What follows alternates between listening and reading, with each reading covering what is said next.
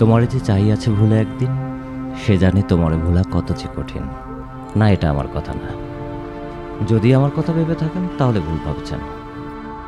এটা আমাদের প্রিয় কবি নজরুলের।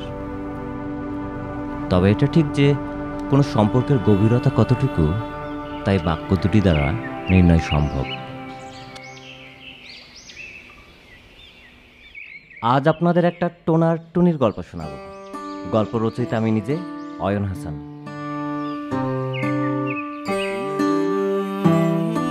ও হ্যাঁ, আমার কাছে মনে হয় প্রেম এবং ভালোবাসার মধ্যে সূক্ষ্ম একটা তফাৎ আছে। এই ধরেন, প্রেম হলো নশ্বর আর ভালোবাসা হচ্ছে অবিনশ্বর। তেমনই এক ভালোবাসার গল্প আজ আপনাদের শোনাব।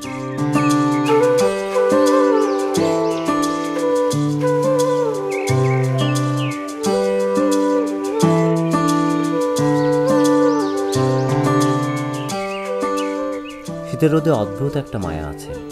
আপনি চাইলেও এই রৌদ্র স্নান থেকে নিজেকে আড়াল করতে পারবেন না।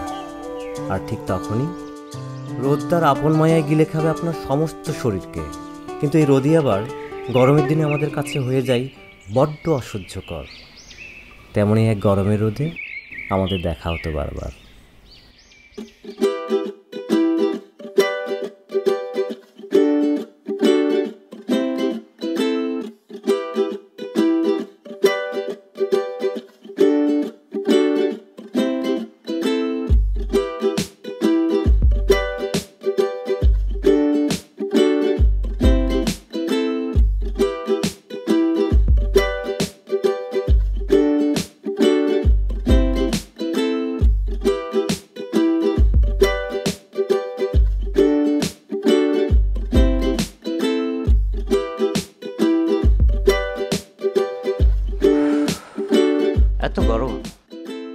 এত গরম ভালো লাগে?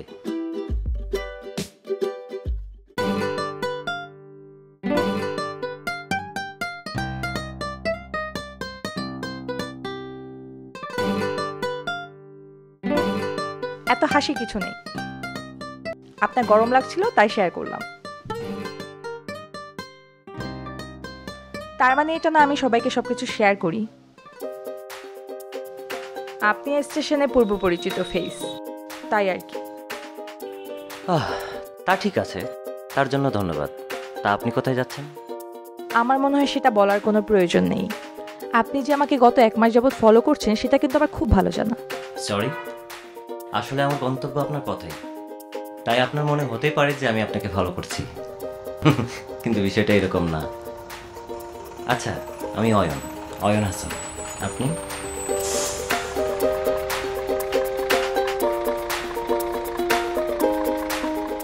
হ্যালো, নামটা?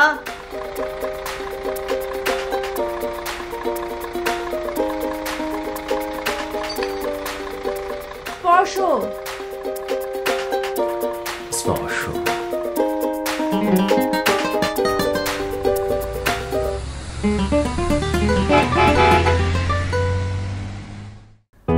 ব্যাস, এই একটি নাম স্পর্শ। সেদিনে সে অসহ্যকর গরমটাকে আমাকে সহ্য করিয়ে দিয়েছিল। সেদিন মনে হয়েছিল আমার মনের দরজায় অবহেলা নয়, বরং বসন্ত এসে কড়া নেড়েছিল।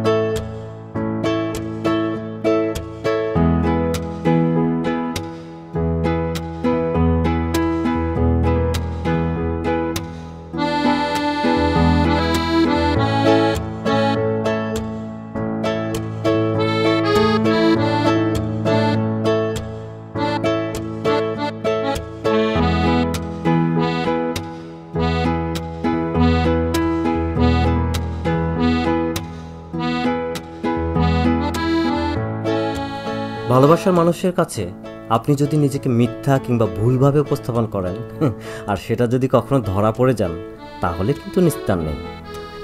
একদিন আমিও ধরা পড়ে গেলাম।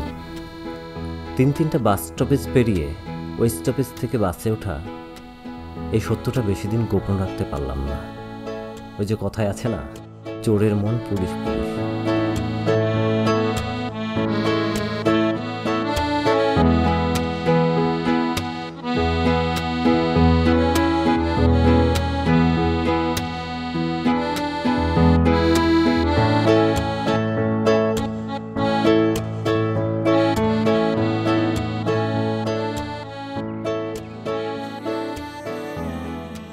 এরপর আমাদের দেখা হওয়াটা আরো বেড়ে গেল। বিনিময় প্রথার যুগে ফিরে গেলাম। করতে লাগলাম ভাবের আদান প্রদান। আমাদের সম্পর্কটা আস্তে আস্তে শৈশব কৈশোর পেরিয়ে যৌবন এসে দাঁড়ালো। একদিন সাহস করে কিছু গোলাপ নিয়ে দেখা করতে গেলাম। তারপর আচ্ছা, তোমার কি ভালো লাগে, পাহাড় নাকি সমুদ্র? পাহাড় আমার কাছে ভালো লাগা, আর সমুদ্র ভালোবাসা। আর ফুলের মধ্যে কোন ফুল ভালো লাগে? ফুল ফুল যার ভালো লাগে না সে তো ভালো মানুষ না, তাই না? আচ্ছা ধরো, তোমাকে যদি কেউ একগুচ্ছ গোলাপ দিয়ে বলে আমি তোমাকে ভালোবাসি, তুমি কি করবে? তাকে আমি না করে দিব। আমার গাছের ফুলই আমার সবচেয়ে ভালো লাগে, আর গোলাপ আমার একদমই পছন্দ না। আমার ভালো লাগে শিউলি আর বেলি।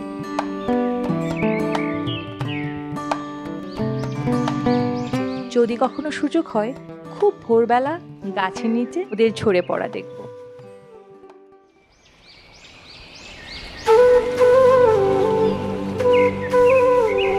যে শহরে আমার প্রেমিকা থাকে সে শহরে হোক গোলাপে গোলাপে কারফিউ জারি। আমার চেয়ে বড় সে শহরে কোনো প্রেমিক না থাকুক। কবি সবাই গোলাপ পছন্দ করে না। ওই যাত্রায় গোলাপ দিয়ে শহরে কারফিউ জারি করা আমার সম্ভব হয়ে ওঠেনি। কিন্তু আজ ওর জন্মদিনে বেলি ফুলের সৌরভ ছড়িয়ে দিতে চাই এ শহরের অলিতে গলিতে। 4 বছর 12 দিনের এই সম্পর্কটাকে আরেকটু পাকাপোক্ত করতে চাই। গত বছর এই দিনে আমি ওকে আবার প্রপোজ করতে চেয়েছিলাম, কিন্তু হয়ে ওঠেনি।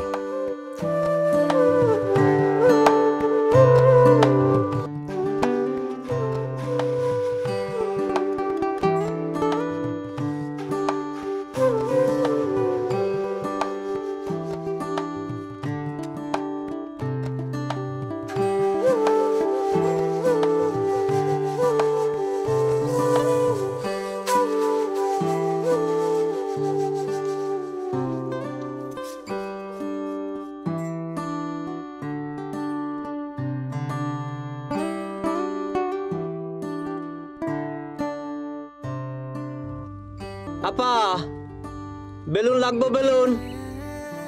ও আপা, আপা বেলুন লাগবো।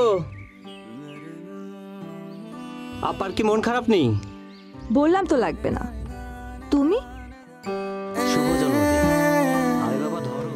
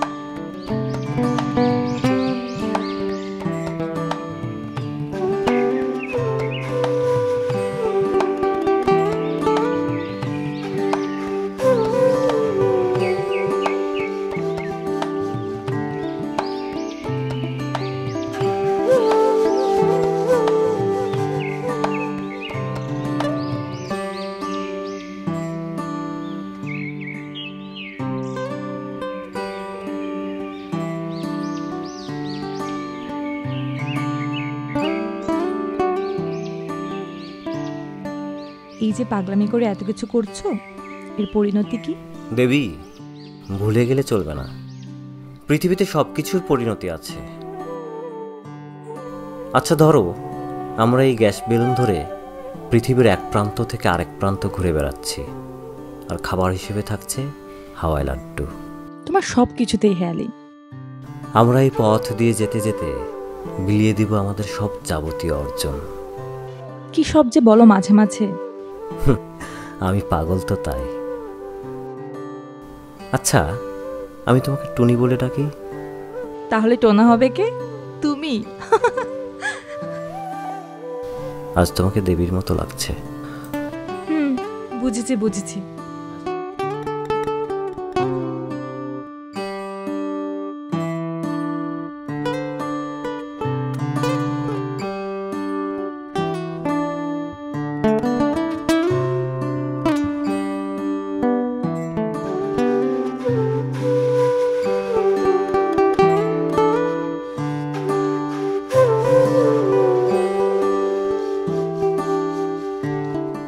আজ আমি ওকে প্রপোজ করতে যাচ্ছি, তাই সকাল থেকে ওর প্রিয় জায়গাগুলোতে বসে নিজেকে একটু নস্টালজিক করছি। সত্যি বলতে আমাদের দুজনের মধ্যে বোঝাপড়াটা খুবই ভালো ছিল। কখনোই প্রয়োজন বোধ করিনি ভালোবাসি কথাটা বলার। শব্দটা আমার কাছে বারবার আপেক্ষিক মনে হয়, কিন্তু আবার না বললেও অসম্পূর্ণ থেকে যায়। আর এই জন্য অন্তত একবার হলেও আমি ওকে ভালোবাসি কথাটা বলতে চাই।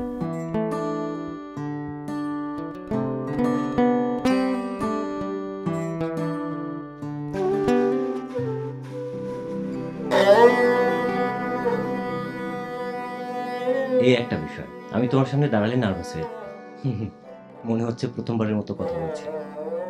আসলে তুমি আমার দিকে এমন ভাবে তাকাও, মনে হচ্ছে আমার ভেতরের নাড়িভুড়ি পর্যন্ত সব তুমি দেখতে পাও। আচ্ছা ওয়েট, তোমার সামনে আমি এভাবে কথা বলতে পারবো না, আগে চশমাটা পরে নেই। শোনো, তোমার সাথে আমার একটা নর্মাল কথা আছে। কথাটা খুব জরুরি না, তারপর বলা দরকার। আমি, বুঝছো না, আমি আমি তোমাকে ভালোবাসি, সারা জীবন থাকতে চাই। থাকবা?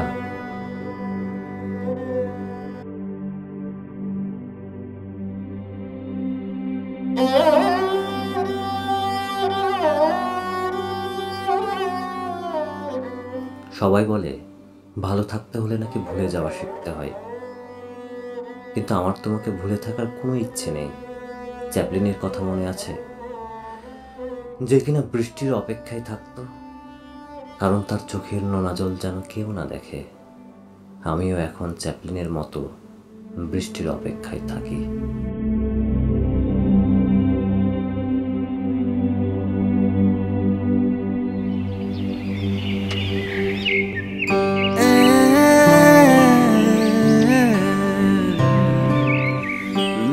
প্রিয়জন চলে যায়, কিন্তু রেখে যায় এক সমুদ্র স্মৃতি। স্মৃতিকাতর হয়ে আমি মন খারাপ করে থাকতাম দেখে স্পর্শ একটা কথা বলতো, লাইফ গোজ অন। তাই আমি ওর স্মৃতি খুশি মনেই বয়ে বেড়াতাম, কিন্তু সকল নীরবতা ভেঙে জীবনে এলো মৌনতা। অদ্ভুত একটা মেয়ে, সব কিছু শোনার পরেও ওর মধ্যে স্পর্শ হয়ে ওঠার চেষ্টা দেখে আমি বারবার অবাক হতাম। কিন্তু বোকা মেয়ে এটা জানে না যে প্রতিটা প্রাণ আলাদা, তাদের সত্তাও আলাদা। আর ভালোবাসার সত্তাই ওই স্পর্শকেও ছাড়িয়ে গেছে।